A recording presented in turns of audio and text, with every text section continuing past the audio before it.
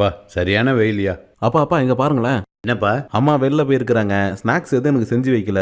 நீங்க ஏதாவது எனக்கு ஸ்நாக்ஸ் ரெடி பண்ணி கொடுக்குறீங்களா? உனக்கு என்னப்பா ஸ்நாக்ஸ் வேணும்? எனக்கா?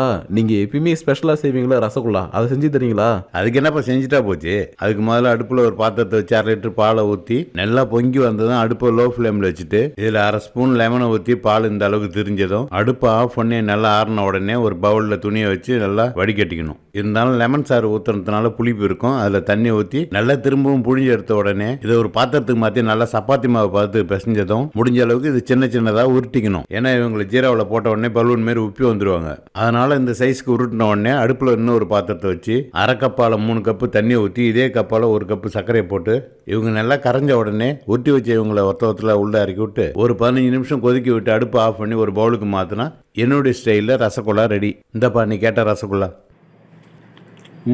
சூப்பராக இருக்குப்பா.